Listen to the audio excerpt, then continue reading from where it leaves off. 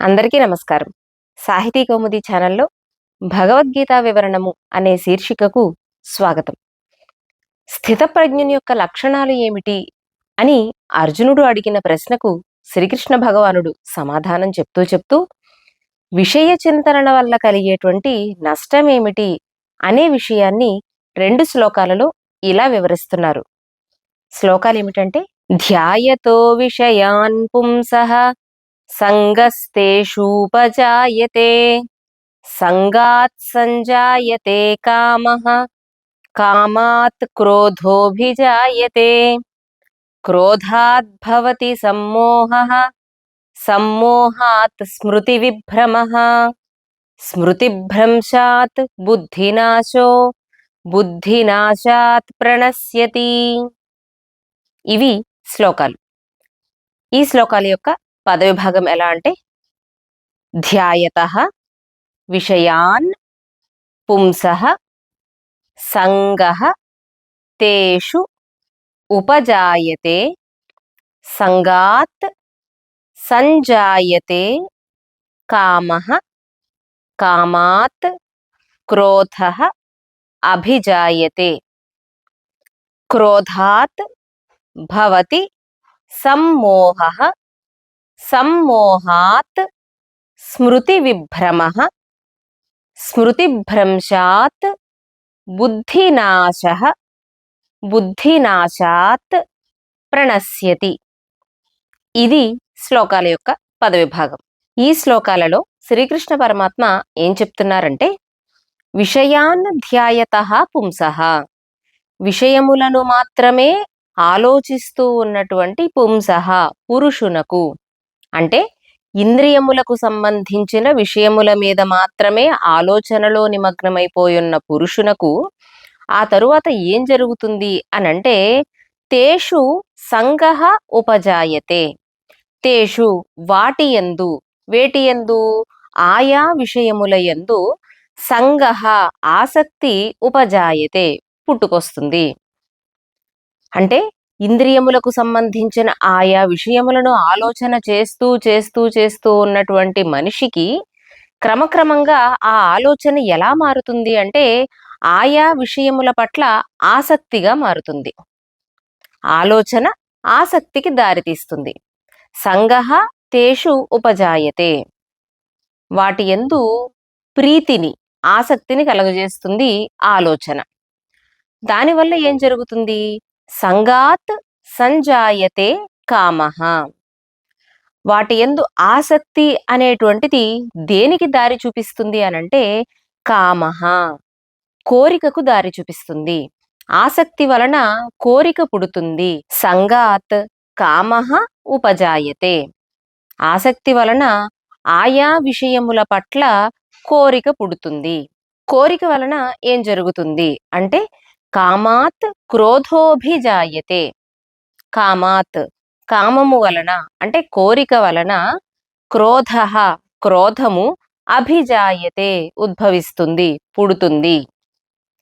ఆయా విషయముల గురించి మనం ఆలోచన చేస్తూ ఉన్న కొద్దీ విషయములు అంటే ఇక్కడ ఏ ఇంద్రియములకు సంబంధించిన విషయాలను ఆయా విషయాలుగా మనం గనక తీసుకుంటే, అంటే ఉదాహరణకు జిహ్వ, ఈ జిహ్వకు ఫలానా పదార్థము తినాలి అనేటువంటి ఆలోచన, ఈ రుచి తగిలితే బాగుంటుంది అనే ఆలోచన మనస్సు చేత చేయబడుతుంది అనుకోండి. ఆ ఆలోచన చేయగా ఏమవుతుందంటే, ఆ పదార్థముల మీద ఆసక్తిగా మారుతుంది. ఆ ఆసక్తి తరువాత తినాలి అనే కోరికగా రూపాంతరం చెందుతుంది. ఆ కోరిక తరువాత కోరిక తీరని పక్షంలో, లేదా కోరికను తీర్చుకునే క్రమంలో క్రోధః అభిజాయతే, కోపము కలుగుతుంది. అంటే కేవలం కోరిక తీరకపోతేనే కోపం కలుగుతుంది అన్నది కూడా ఏమీ లేదు. మనకు ఏదైనా ఒక పదార్థము తినాలి అని అనిపించినప్పుడు ఆ కోరికను తీర్చుకునే క్రమంలో కూడా మనకి కోపం వచ్చేటువంటి అవకాశాలు ఉంటాయి. అందువలన ఇక్కడ ఏం చెప్తున్నారంటే, విషయముల యొక్క చింతన, విషయముల మీద ఆలోచన ఆసక్తిగా మారుతుంది.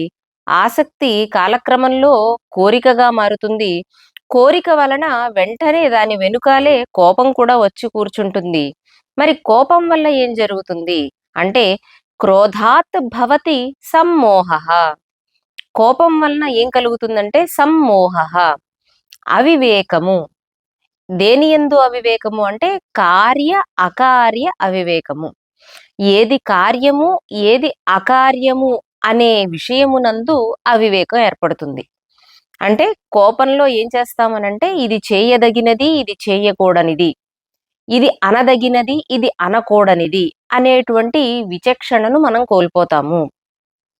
క్రోధాత్ భవతి సమ్మోహః. సాధారణంగా కోపంలో ఉన్నప్పుడు కొన్ని కొన్ని మాటల్ని అందరూ ఒకేలాగా ప్రయోగిస్తూ ఉంటారు. ఏమంటారంటే, నాకు గనక కోపం వచ్చిందంటే నేనేం చేస్తానో నాకే తెలీదు. కోపం వస్తే నేను మనిషిని కాదు అని ఇలాంటి వాక్యాలను కోపంలో ఉన్నప్పుడు సర్వసాధారణంగా మానవులంతా కూడా మాట్లాడుతూ ఉంటాం మనమంతా. అయితే దీని వలన ఎదుటివాడికి నష్టమా? మనకి నష్టమా? అని ఆలోచన చేస్తే అది మనకే నష్టం అవుతుంది. ఎదుటివారికి నష్టం కానే కాదది. నేనేం చేస్తానో నాకే తెలీదు అనంటే, అంటే విచక్షణను నేను కోల్పోయాను అని బహిరంగంగా మనం చెప్తున్నాం. విచక్షణ కోల్పోయిన వాళ్ళు ఏది ధర్మం, ఏది అధర్మం, ఏది కార్యం, ఏది అకార్యం అనేటువంటి ఆలోచనను విడిచిపెట్టి కోపంలో, ఆవేశంలో తప్పులు చేసేస్తారు. కాబట్టి క్రోధాత్ భవతి సమ్మోహః. కోపం వలన ఏం కలుగుతుంది అంటే సమ్మోహము, అవివేకము. చేయదగిన, చేయకూడని అనేటువంటి విచక్షణ యందు అవివేకాన్ని పొందుతారు. ఈ అవివేకం వల్ల ఏం జరుగుతుంది? సమ్మోహాత్ స్మృతి విభ్రమః. ఈ మోహం వలన స్మృతి విభ్రమః. స్మృతి అనంటే ఏమిటి? అంటే శాస్త్రము ద్వారా గాని, ఆచార్యుని ద్వారా గాని, పెద్దల ద్వారా గాని ఏదైతే ఉపదేశము, హితము మనకి చెప్పబడి ఉందో, ఇలా ఉండాలి, ఇలా ఉండకూడదు, ఇది చెయ్యాలి, ఇది చెయ్యకూడదు, ఇలానే ప్రవర్తించాలి, ఇలా ప్రవర్తించకూడదు అని శాస్త్రాలు గాని, లేదా పెద్దవారు గాని, గురువులు గాని మనకి ఏదైతే మంచిని ఉపదేశించి ఉన్నారో దాని తాలూకా జ్ఞాపకము స్మృతి అయితే, స్మృతి విభ్రమః.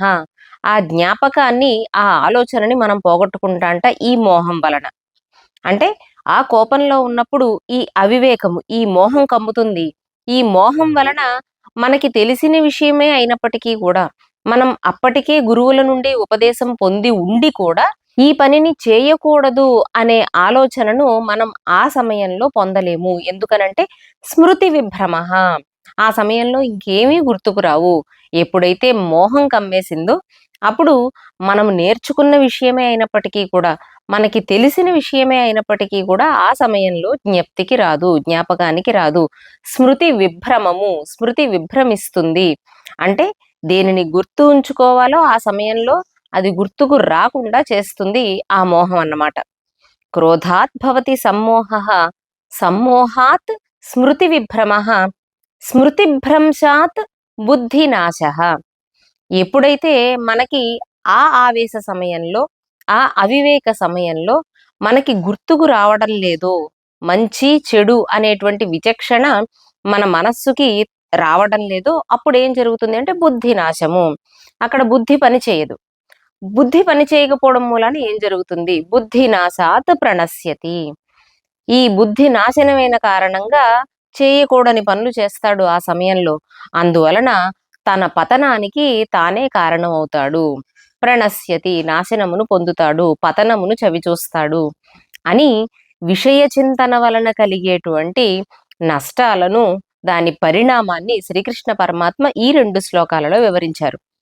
అంటే విషయ చింతన ఆసక్తిగా మారుతుంది.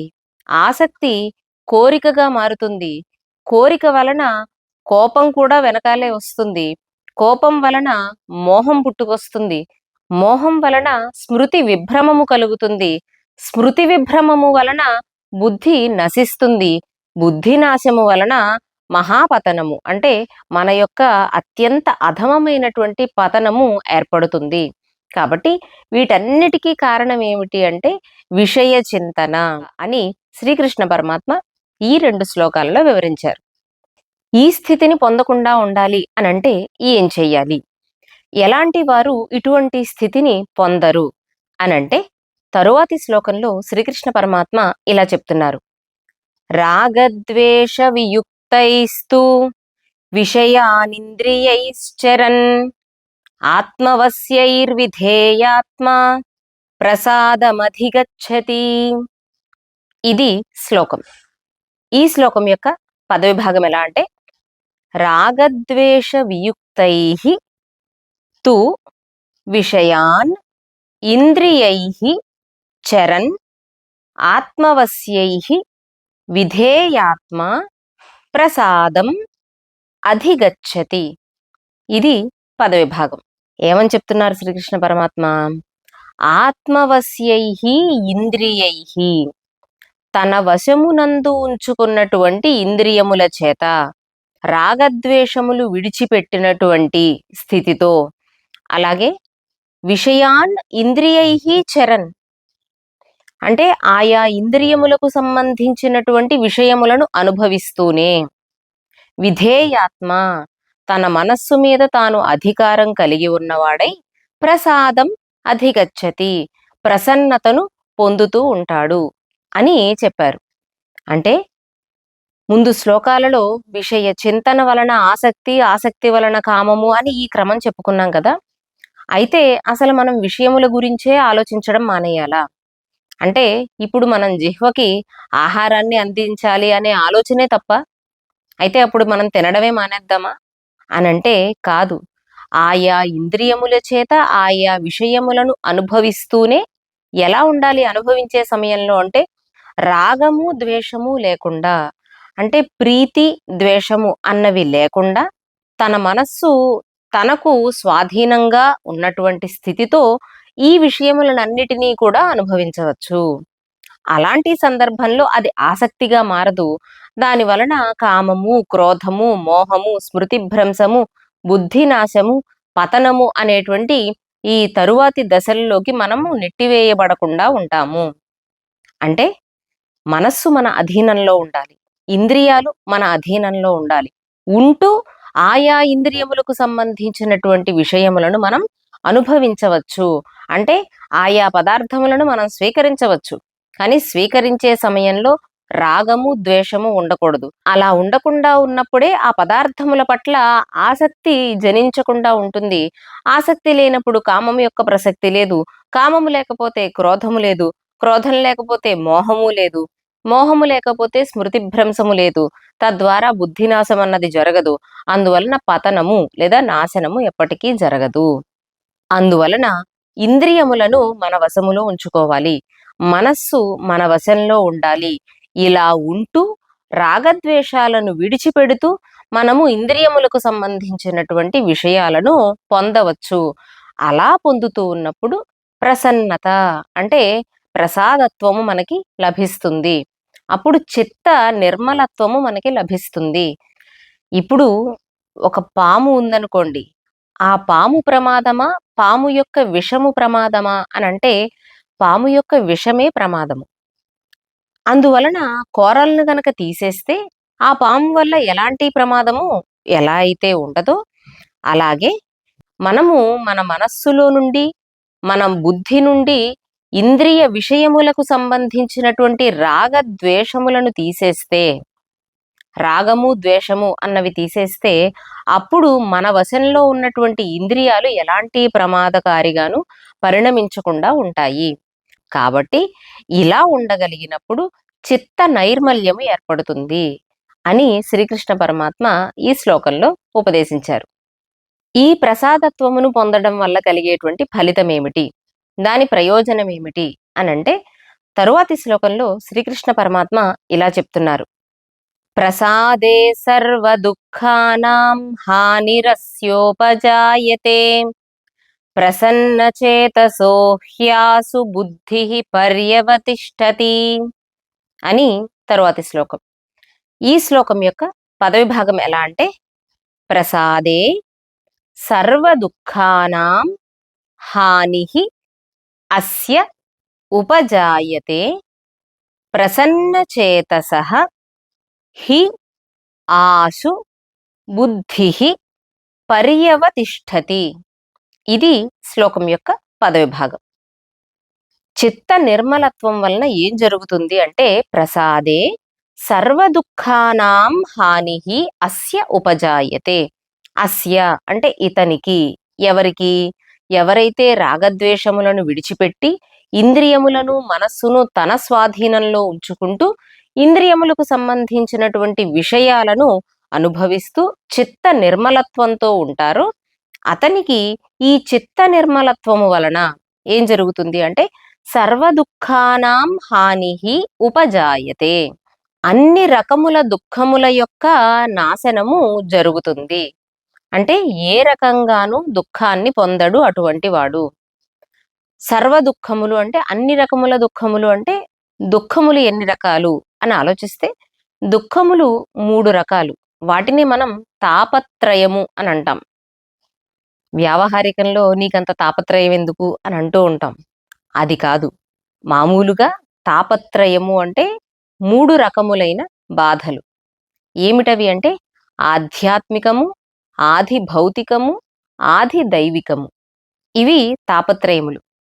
మనము పొందేటువంటి కష్టాలన్నీ కూడా లేదా మనము పడేటువంటి బాధలన్నీ కూడా వీటిలో ఏదో ఒక దాంట్లో ఉండి తీరతాయన్నమాట. మొదటిది ఆధ్యాత్మికము. ఈ ఆధ్యాత్మికము అంటే ఆది ఆత్మికము. ఏమిటి ఆధ్యాత్మికము అనంటే మన మనస్సు, మన శరీరము, మన ఇంద్రియములు, మన బుద్ధి, వీటి కారణంగా మనం పొందేటువంటి బాధలు, కష్టాలన్నీ కూడా ఆధ్యాత్మికములు. ఆధ్యాత్మికమైన దుఃఖములు అంటే మన కోపం వలన, మన ఆవేశం వలన, లేదా మనము ఒక భావోద్వేగాన్ని నియంత్రణ చేసుకోలేని కారణంగా, లేదా మన శరీరానికి వచ్చినటువంటి ఏదైనా వ్యాధి వలన, మన బుద్ధి వలన, మన బుద్ధి సరిగ్గా ఆలోచించకపోవడం వలన, ఇలా వీటి వలన కలిగేటువంటి దుఃఖాలు ఏవైతే ఉన్నాయో అవన్నీ ఆధ్యాత్మికములైతే, రెండవది ఆది భౌతికము. భూతము అంటే ప్రాణి అని అర్థం. భౌతికము ప్రాణి సంబంధమైనది. ఆది భౌతికము అంటే ఇతర ప్రాణుల వలన మనకు కలిగేటువంటి దుఃఖం ఏదైతే ఉందో అవన్నీ కూడా ఆది భౌతికములోకి వస్తాయన్నమాట. ఇక మూడవది ఆది దైవికము. ఈ ఆది దైవికము అంటే దైవ సంబంధమైన అంటే ప్రకృతి వలన మనకు కలిగేటువంటి బాధలు. అంటే అతివృష్టి కావచ్చు, అనావృష్టి కావచ్చు, భూకంపములు కావచ్చు, సునామీలు కావచ్చు, ఇలాంటి ప్రకృతి విపత్తులన్నీ కూడా ఆది దైవికములు అవుతాయి. మనం పొందేటువంటి దుఃఖాలన్నీ కూడా ఈ మూడిటిల్లో ఎక్కడో ఒక్కడ ఇమిడిపోయి ఉంటాయి. అందువలన సర్వదుఃఖానాం హానిః అంటే అన్ని రకములైన దుఃఖముల యొక్క నాశనము జరుగుతుంది ఇలా గనక ఉంటే. ప్రసాదే సర్వదుఃఖానాం హానిః అస్య ఉపజాయతే. ఇంకా ఏం జరుగుతుంది? ప్రసన్న చేతసః. ఇలా ప్రసన్నమైనటువంటి మనస్సు కలిగిన వారికి అంటే నిర్మలమైన చిత్తము కలిగినటువంటి వారికి ఏం జరుగుతుంది అంటే బుద్ధిః వారి యొక్క బుద్ధి ఆసు చాలా శీఘ్రముగా పర్యవతిష్ఠతి పరమాత్మయందు స్థిరముగా నిలిచి ఉంటుంది.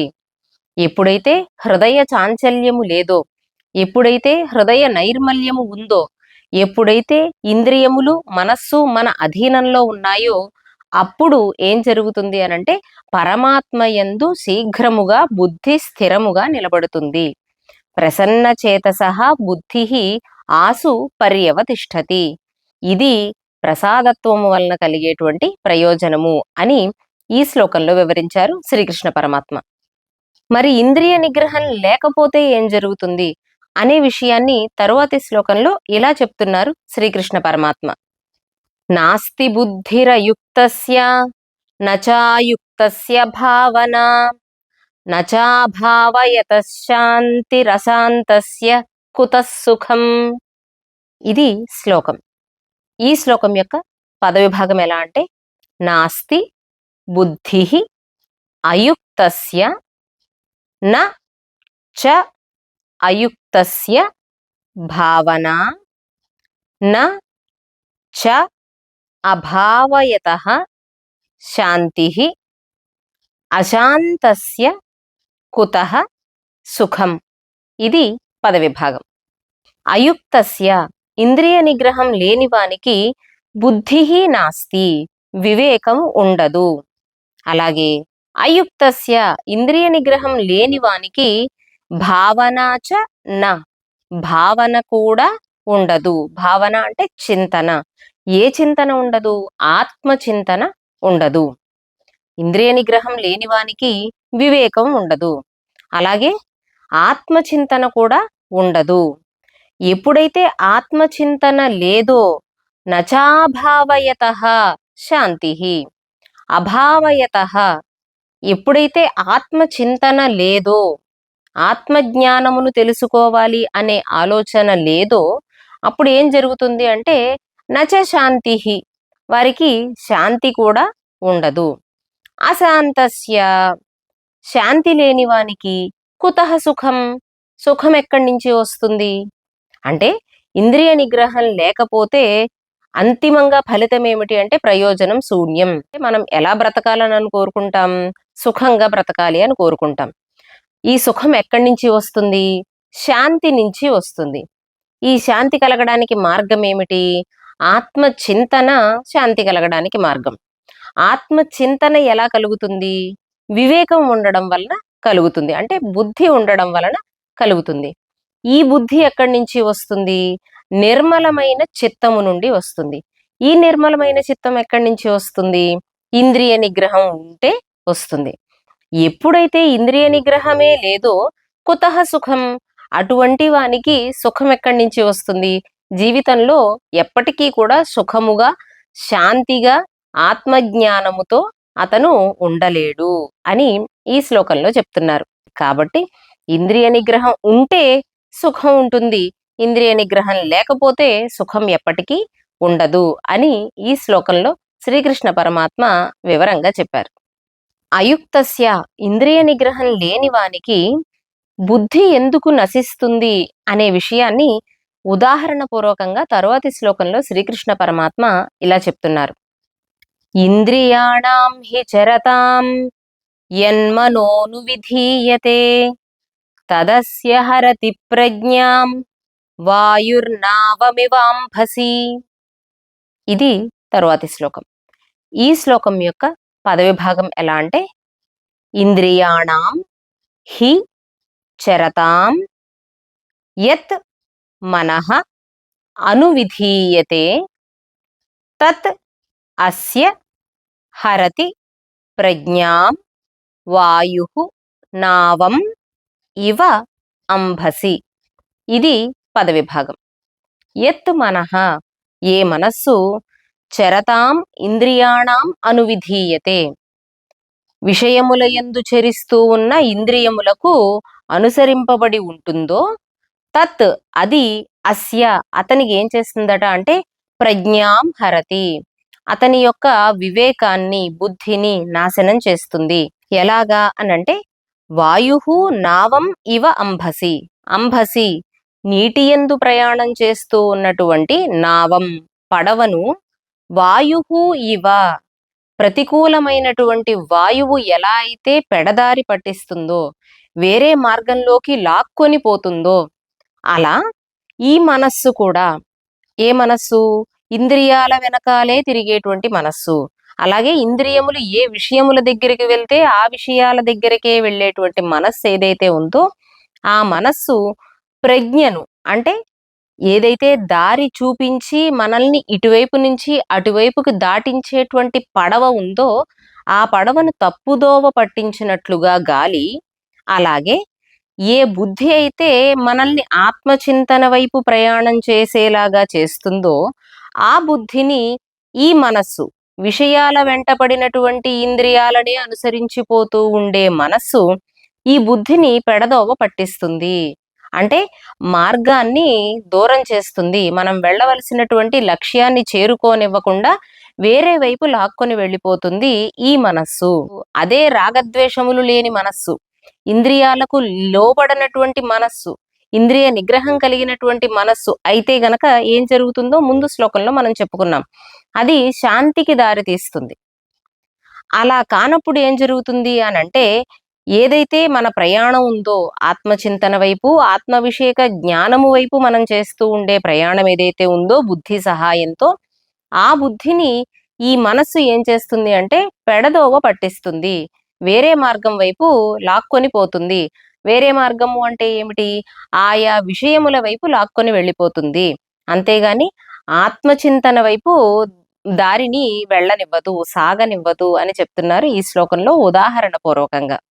మనం అంటూ ఉంటాం చూడండి, గాలివాటంలాగా గాలి ఇటు వీస్తే అటు పోతూ ఉంటాడురా వాడు అనంటే, ఒక స్థిరమైనటువంటి బుద్ధి లేకుండా ఆ సమయానికి ఏదనిపిస్తే అది చేసుకుంటూ వెళ్ళిపోతాడు అనే అర్థంలో మనం మాట్లాడుతూ ఉంటాం.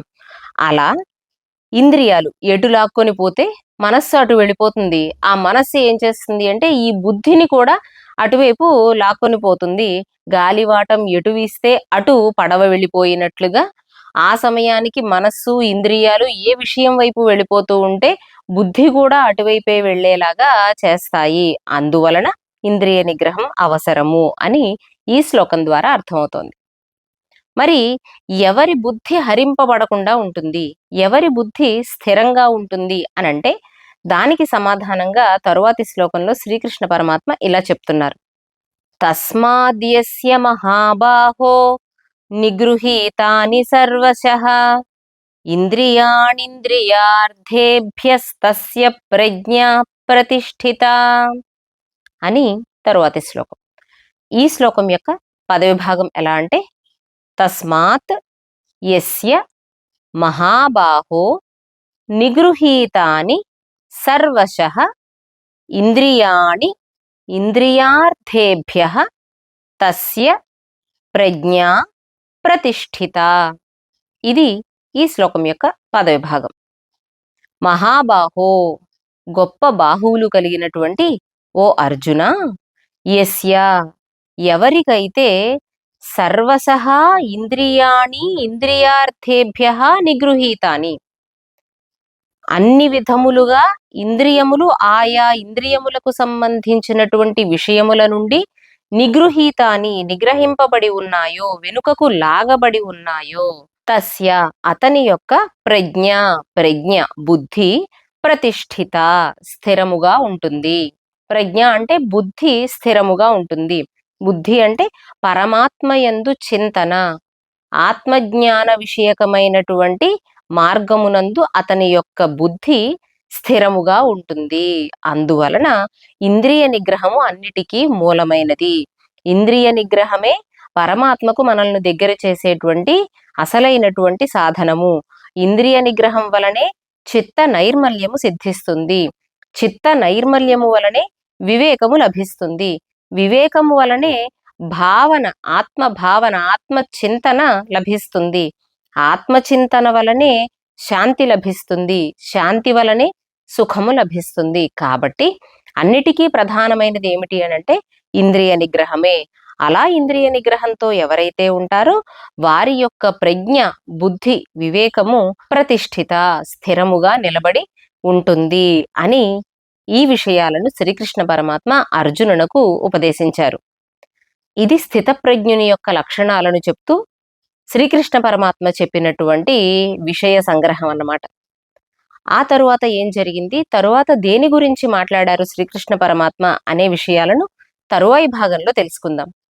ఈ భగవద్గీత వివరణము అనే శీర్షికను మీ ముందుకు తీసుకురావడానికి వారి సహాయ సహకారాలను అందిస్తూ ఉన్నటువంటి తానా సంస్థ అధినేత శ్రీ కొడాలి నరేన్ గారికి, అలాగే తానా ప్రపంచ సాహిత్య వేదిక నిర్వాహకులు శ్రీ తోటకూర ప్రసాద్ గారికి ప్రత్యేకంగా ధన్యవాదాలను సమర్పిస్తున్నాను. ఈ వీడియో కనుక మీకు నచ్చితే తప్పకుండా వీడియో లైక్ చేయండి. సాహితీ కౌముది ఛానల్ని సబ్స్క్రైబ్ చేసుకోండి. మరిన్ని సాహిత్యాంశాలతో మీ ముందుకు రావడానికి ప్రోత్సాహాన్ని అందించండి.